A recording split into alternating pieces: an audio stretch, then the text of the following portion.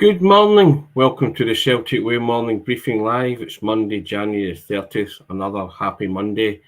I'm Tony Haggerty at Haggerty10 Twitter handle, as you can see, and I'm joined today by Aidan Macdonald at Aidan C. Macdonald. Good morning, Aidan. How you doing? I'm good, Tony. How are you? Good weekend, sir. Yeah, it was pretty good. Obviously, the result on Sunday kind of topped that off and helped it sort of tick on nicely. But yeah, no, good. How about yourself? Yes, indeed. It's always result dependent, isn't it, Aidan? I always say that That's before the weekend. It's always result dependent, but we'll get to Dundee United 0, Celtic 2, Tannadice Celtic maintaining their 9-point lead at the top of the Scottish Premiership table. Get to that in a second.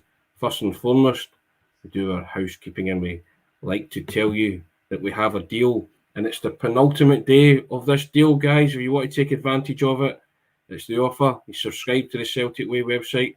Costs you £1 for 4 months of unlimited access to everything that we do. But if you're a new subscriber, if I make say Aidan, if a new subscriber, you also get a free A3 Callum McGregor print by popular artists made by Frankie. You can see it on the screen there. It's all for the click of a button. You can join us, www.celticway.co.uk/subscribe. Penultimate day of this deal, guys, so take advantage of it. It's been very popular as well, hasn't it, Aidan? Yeah, we've had sort of good sign up and engagement so far. So definitely get yourself involved if you haven't already. Obviously, as well as the print, your 4 months sort of for £1 will get you access to big interviews also conducted by yourself, Tony, and Sean occasionally. Tactical pieces. We've got one coming up soon, looking at sort of the Celtic best midfield three. We've also got feature pieces, etc., and then also colour pieces from yourself, Tony, which is up on the site today. Just giving your thoughts on the Dundee United game. So get yourself involved if you haven't already. Excellent. And we also say thank you to our sponsors, SENECA Medical Group, and the Celtic Way Morning Briefing is now sponsored by SENECA Medical Group. And SENECA are the #1 hair transplant company in Europe, and they offer innovative hair restoration treatments. And you can find out more about SENECA via the links in the description of this video. Now, Aidan, 2-0 win for Celtic yesterday. I guess the scoreline maybe didn't reflect the dominance of Celtic, because even in the first half, lots of people said they were struggling, but I actually thought they played quite well. Just very unlucky not to put the ball in the net.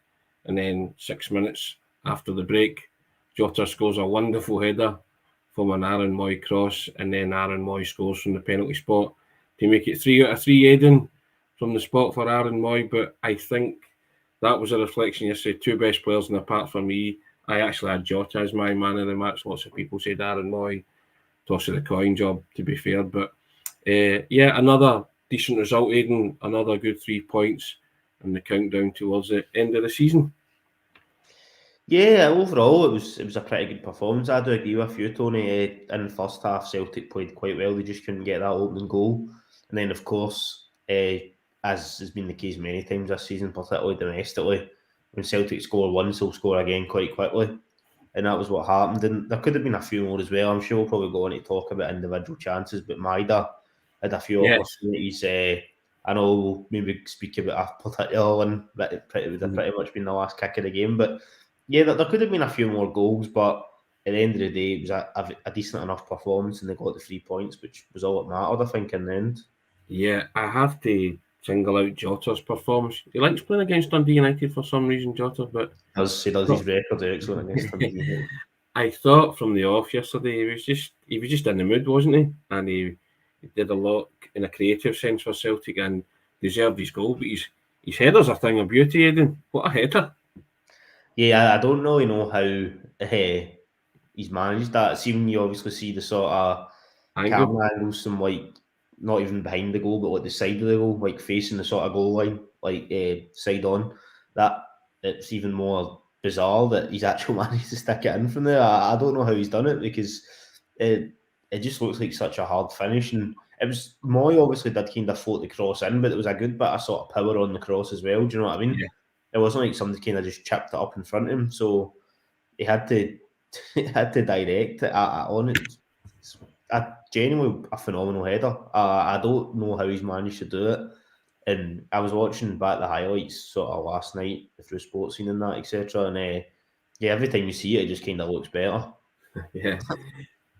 Comment from Derek Crawford here. The angle was ridiculous. It was, but I was laughing at Jota's celebration because it was all very much, well, it's what I do, isn't it? You Expect to do that, know, special players, you know. So, and other people saying that the Dundee United keeper Burigiti had made a mess of it and maybe misjudged it. But yeah, he you probably say did there's for a the lot of pace cross. on the cross. Yeah, Yeah, he probably did misjudge it for the cross. I would agree with that, but even though he was kind of out of position, it didn't really matter that the goalie was sort of flapping a bit because the angle was still really, really tough for Jota. Because to be honest, he basically had the post right in front of him. yeah. So the fact he was able to sort of head it in, it was excellent, Tony, and definitely one of the sort of best headed finishes I've seen for a while. And second goal from Aaron Moy, the penalty kick. Aidan just kind of Aaron Moy kind of deserved that recognition as well, for scoring a goal because he was outstanding again, and he has become the kind of new one of part of that new triumvirate, the Hatate, McGregor, and Moy in the midfield, and it used to be Hatate, McGregor, O'Reilly, but he'll take some shifting now, won't he? Yeah, he's very much so one of the main players for Celtic at the moment, isn't he? And yeah, yet again, chips in with an assist, even if the assist was maybe not fully meant in that, it, you know, a lot of times the cross could have been maybe overhit or sort of, you know, parried away from the goalkeeper, but gets the assist and then the penalty. I think we've also touched on it. I know Sean had maybe said he wasn't fully sure, sort of Aaron Moy on penalties. I think it's just good to have somebody that is taking them and you're scoring them. Just obviously, I don't want to plan too far ahead, but just thinking about the League Cup final coming, you know, you could get a big penalty in that, or God forbid it goes to penalties. So it's to have somebody that's scoring regularly from the spot. After Uran, which obviously did it last season, then this season the luck's not been great. Obviously, Yakimakis has missed a couple, and Janovic himself missed one. So the fact that Aaron Moy's sticking him away is good to see. And yeah, he's starting to fire up the goal charts now, Tony, as well. Steve McGregor comes in about Jota and says, think Jota benefited from a rest last week in the serious competition there is in the squad for wingers now. That's a fair point as well, Aidan, but I was just really impressed by Jota yesterday, I have to say.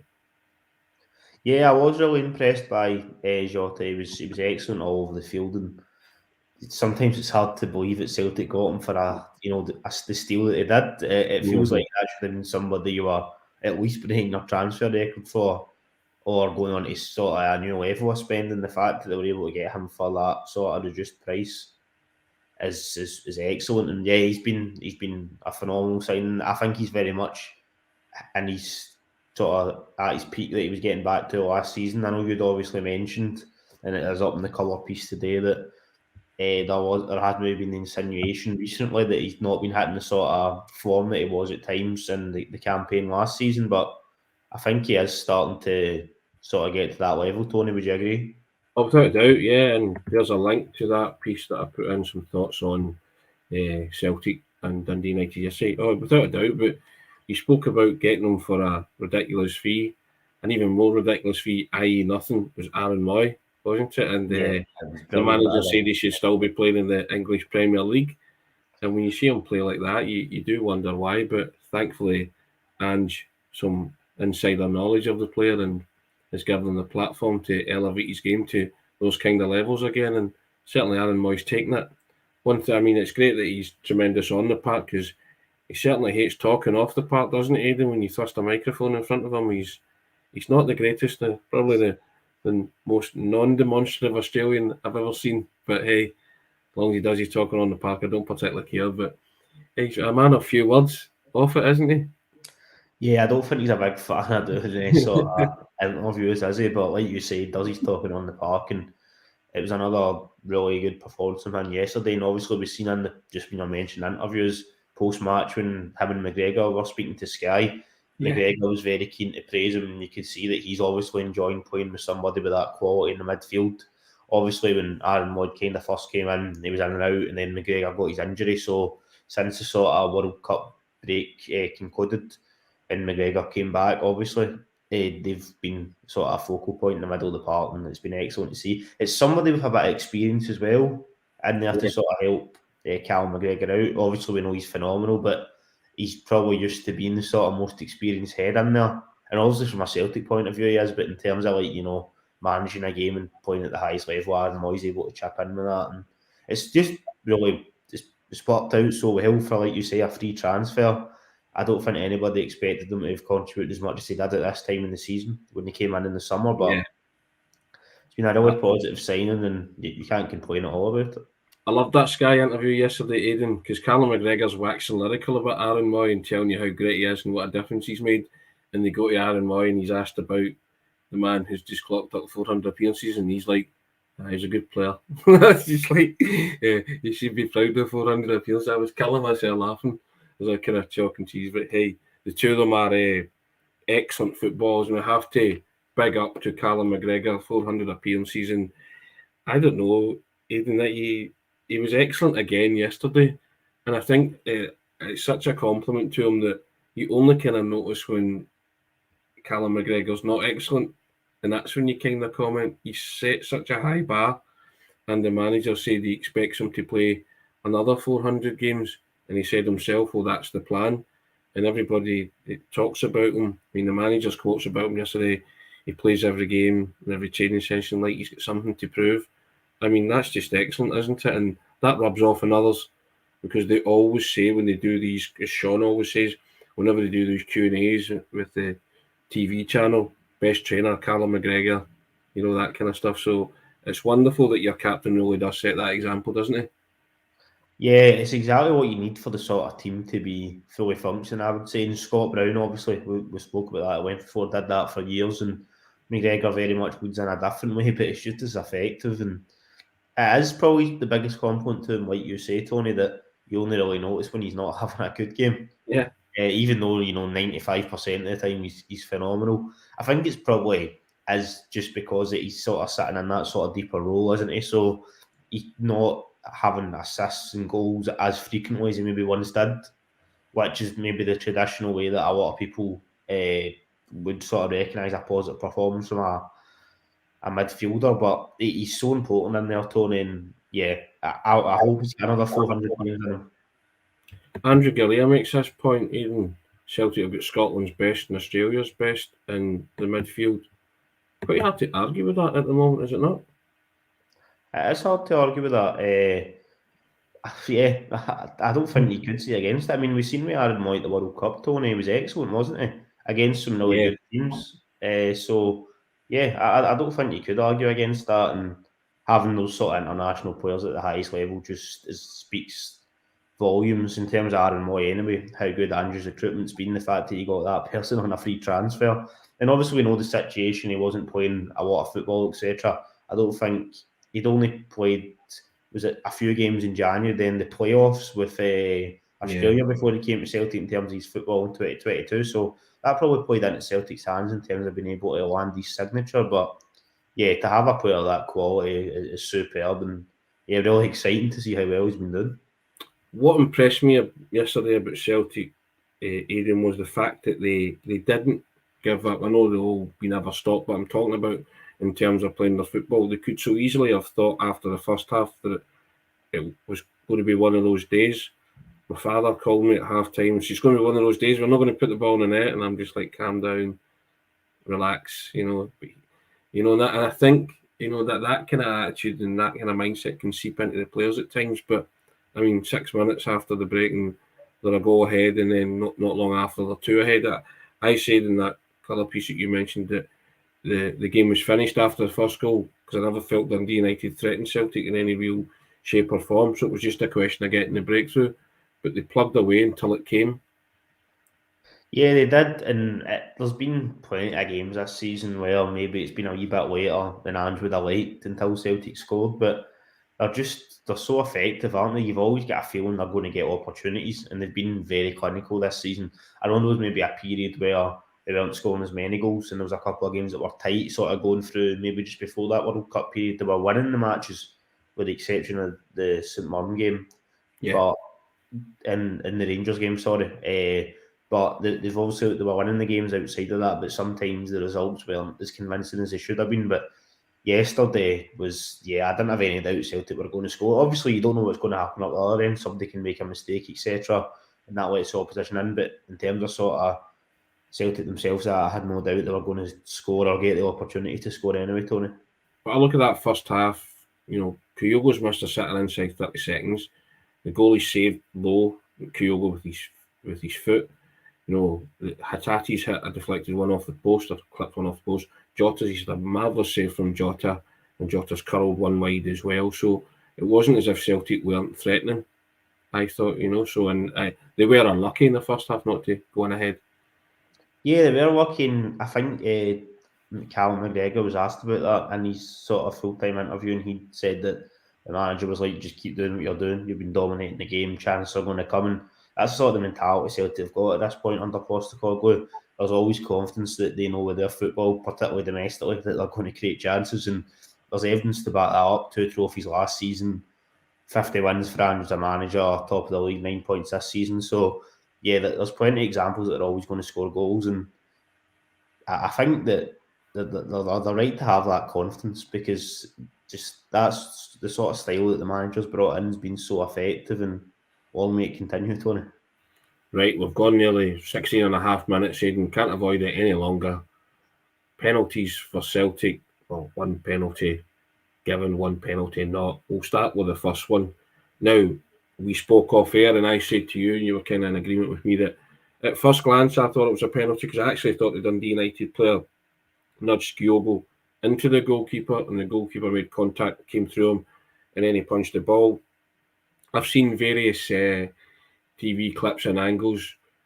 I'm not as convinced as I was initially, and I can understand why Don Robertson has gone to the TV screen, had a look at it, and then came to the decision that he come to, because I thought, like Don, that it was a penalty at first viewing. I'm not as convinced now, and I think possibly VAR got that one right. And I also went with Callum McGregor's comments as well, because Callum also said he didn't think it was a penalty. Now, the second one's definitely a penalty, and then I'm asking, if that's a penalty for handball, then the Dundee United defender should have been sent off by the top-up procedure, and he should get a second yellow. And I'm basing that on the fact that when Celtic got penalties given against them for handball by Barnaby when he didn't see the ball that time against United, and O'Reilly against Ross County, both of them were booked for that. So that's them rules are them rules, Aidan. So I think the United player should have walked, but at least Celtic got the penalty to put the game to bed. Yeah, in terms of the first one, like you said, we did talk off air, and we kind of agreed that first time we thought it was a stone waller. Yeah. But when you seen it the second time, it wasn't as clear cut. The technology probably did its job there in a way. Or the referee was then told to go and look at the monitor for a detailed look, rather than sort of what's been happening a few times this season when there's maybe been a decision that's needed to be looked at, but he's just went with what the VAR officials have told him. He was told to go and have a look, and then I think overall you could see why that wasn't given, because like you, I did think that the Dundee United defender sort of nudged Kyogo in, and there hadn't been much contact in the ball because it happened so fast. I thought I could see he'd get a slight touch the goalkeeper, but I thought he went right through him, similar to the one against Bayer Leverkusen last season away from home, when the goalkeeper, if you remember the one that Juranovic scored, the Panenka, Yes. Yeah, one the goalkeeper went up and he got absolutely no contact on Kyogo. Almost sort of, to be honest, that night he did kind of punch him. Almost knocked him clean out. I thought at first it was a wee bit similar to that, but when you see it again, I think the referee probably did get it right, and the VAR officials were correct in that instance. In terms of the second one, yeah, I mean, it was a deliberate handball. It was obviously they were saying that on the commentary in Sky, and we didn't need all the different angles and stuff. It was clear to see it was a penalty. I know there was still a wee bit of deliberation over it with VAR officials and that, etc. But it was a clear penalty, and it was given. Should it have been on a yellow card? I mean, yeah, I would say so, because he's deliberately stopped the ball. He's been ruled that he's put his hand out there to try and give Dundee United a sporting advantage. So, I mean, I don't like to see players get sent off. No, I'm only going on the decisions that have affected Celtic players with that similar situation with handball and bookings. And I've said before, I don't want favours. I just want fairness. I want clarity, and I want them to get these big calls right. I've always said that, but I just think the officials are so inept, and the VAR officials working that are hopeless as well. So, but I'm not saying that two wrongs make a right. I would never advocate for a player to get sent off, but I'm talking about application of the rules. And by that procedure, then he should have had a second yellow, which would have been a red card. Yeah, that was my thoughts anyway. And I think Andy Walker said that on commentary. That it probably should have been a second yellow card because it's individually, usually anyway, a yellow card offence. You had a little bit of handball in the box like that, like you say, even the ones that the players didn't really know anything about, like Bernabe and that, etc. That was ruled to be a handball, wasn't it? And ruled to be a yellow card, sorry. So, yeah, I would have thought so. That would have been a second booking, but obviously not. But I've also said before, Aidan, that our job is to watch Celtic games and dissect them. So you have a litany of decisions that go for or against you.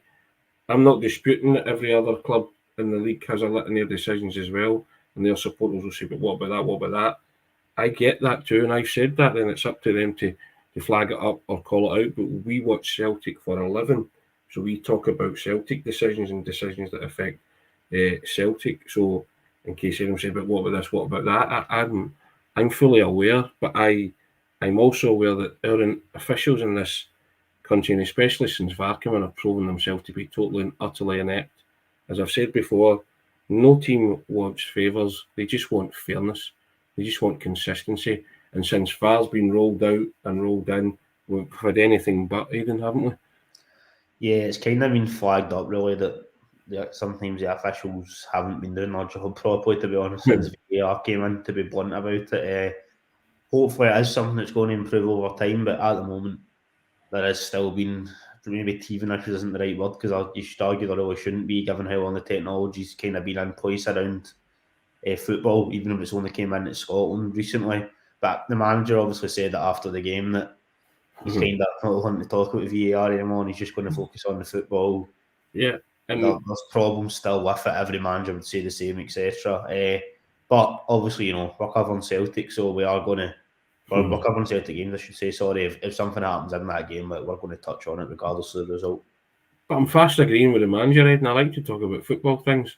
I hate coming on this morning briefing and talking about VAR, but we can't escape it, can we? Because nearly every other game involving Celtic, there's been a VAR issue. And yeah, you don't really go more than a run or 2 or 3 games without there being some sort of VAR controversy. So, yeah, it can be difficult to not talk about it, to be honest. But at times when decisions have happened, but in terms of the first one, obviously, we think they got that right. The second one, obviously, the penalty decision was correct, but maybe the Dundee United player should have received a second yellow card. Now, Aidan, you did a small piece on O and his contribution when he came on, and you seemed to be you were very positive about him. Were you impressed by his wee kind of cameo? Got about 8 to 10 minutes on the park. Yeah, I was very impressed before. To be fair, it was just a brief sort of first look. Yeah, basically just describing the sort of touches that he had in the game, even though he was only on the pitch. I think it was for about 12 or 13 minutes in total, including added time. I think it was the 82nd minute or so he was subbed on. And yeah, it was just basically describing what had happened. I thought he looked quite sharp. He looks like he's got plenty of pace, which is obviously something that Postecoglou is a big fan of. He looked pretty direct as well. Obviously, with a small cameo like that, it's hard for him to have an impact in terms of getting into goal scoring opportunities. But there was one he sort of started to drive it at Dundee United defence, and it looked like it was going to open up an opportunity, but he's passed to Haggerty, which was just behind him. And then there was also a few good nice touches, etc. that he had. And then right at the end, obviously he kind of puts in a really, really good cross, a high quality ball. If Matt O'Reilly, Jota, etc. had played that, we'd all be going phenomenal ball. Somehow Maida doesn't score. I don't really know. It looked harder. It looked like one of those ones that was harder to miss, really, to be honest, Tony. But it was a brilliant ball in, and I thought that was a really positive thing to see from Mo. The fact that he's got that potential to assist players as well as hopefully score goals. Being a Celtic striker, you need to do more. Just score goals. You need to contribute in the build-up play. and outsider just putting the ball in the back of the net. So overall, it was positive, but he should have picked up an assist, Tony. I don't know how he did. Oh, I think he'll be saying to Maida what happened there, but I think most Celtic supporters were off their seats, cheering our third, and then couldn't believe it that he didn't score. And I'm sure Maida's the only one that can explain why he didn't score that one. But yeah, that would have put a better gloss on the performance and the scoreline, I thought, Aidan. But yeah, like you, small sample size, too early to make any kind of judgments. But like what I've seen of and what he's capable of, and I think goes back to the manager talking about the whole kind of selfless nature of the Celtic players. That's what he wants. As you say there, he should have had an assist. It's good to see that he is going to get involved in that, and he will go out wide and provide if he has to as well. So, they're encouraging signs, and I guess every Celtic fan wants to see more of don't they? And they're just deciding what song to attribute to him. Been plenty of suggestions, Aidan. So there you go. But he won't be short of a song or six, will he? No, definitely not. I'll trust the fans to come up with a good song for him. In terms of obviously we know that Kyogo is probably going to be starting the majority of the games. I mean, There's not really. Obviously, there was the match recently against Morton, which Kyogo ended up starting. It was also before he arrived, but that was really the sort of only match that I had sort of pictured in the calendar that was going to allow Ange to rest some players, and he ended up not really resting them that much, at least in the first half.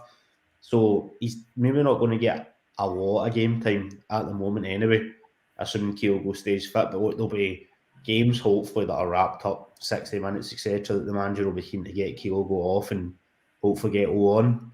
Obviously, I'm sure we'll briefly touch on Giakoumakis' situation before the end, but it does look like he is probably departing Celtic. So if we assume that it's Kyogo, I think there will be opportunities for game time, but it might be a wee while before he starts a game, Tony, just based off this current run of fixtures. Yes, indeed.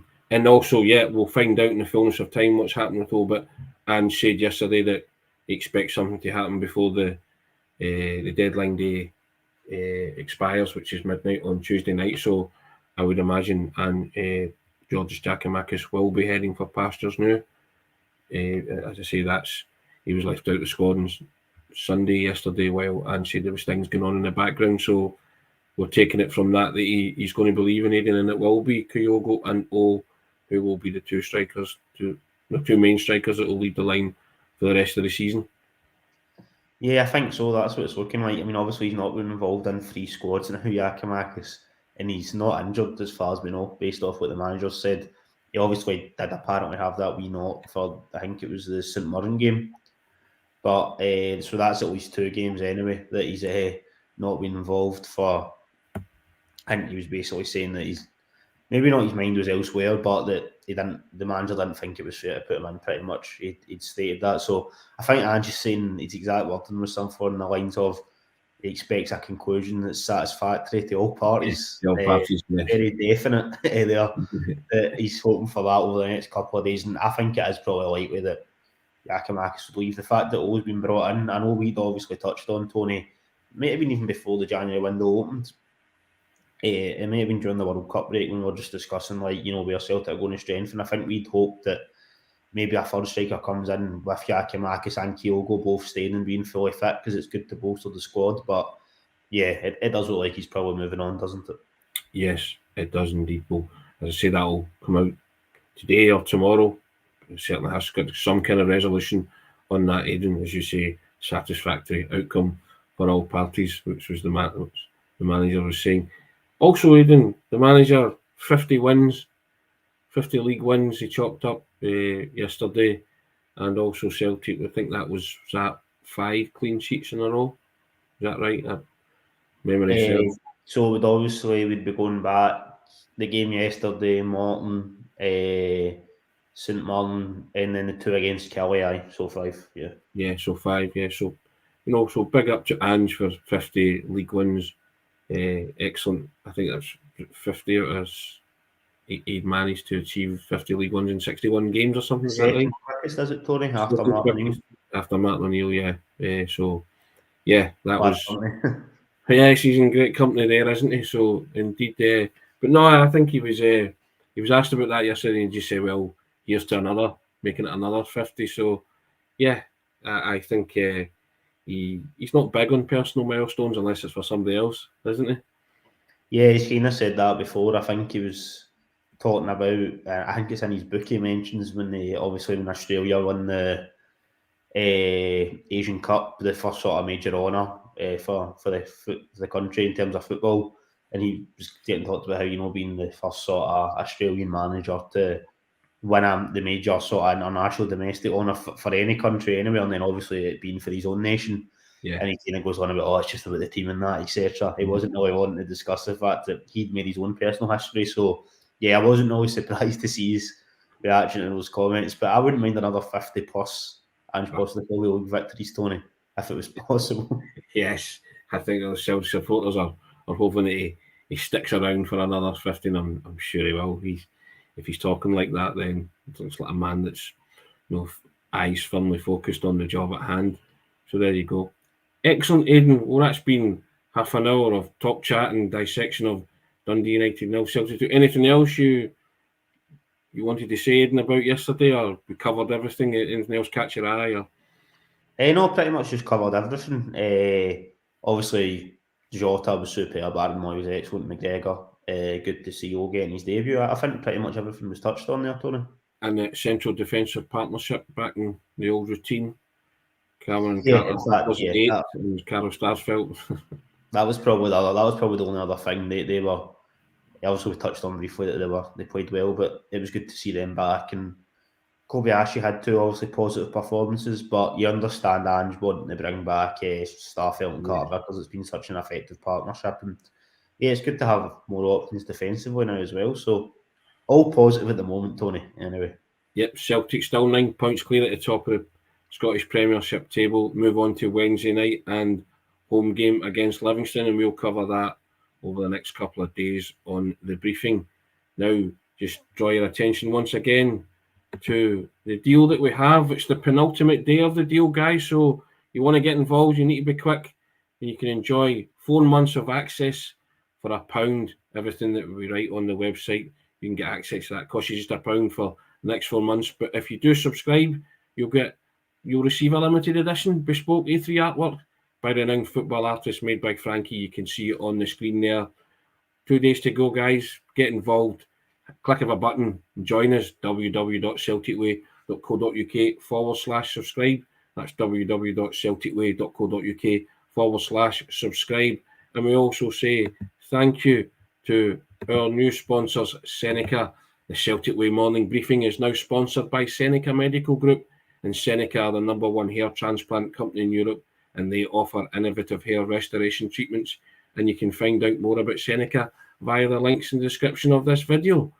We'll be back tomorrow, Aidan, roughly the same time, sometime after 10. Pete McGee's around between 10 and 15 usually. But hey, there you go. Hope you've enjoyed that, guys. Another happy Monday, Aidan. Celtic still 9 points clear at the top. We move on to Wednesday and an home outing against Livingston. Thanks for your contribution, Aidan. First class. Thanks for the comments, guys. Speak to you all again tomorrow. Cheers, guys.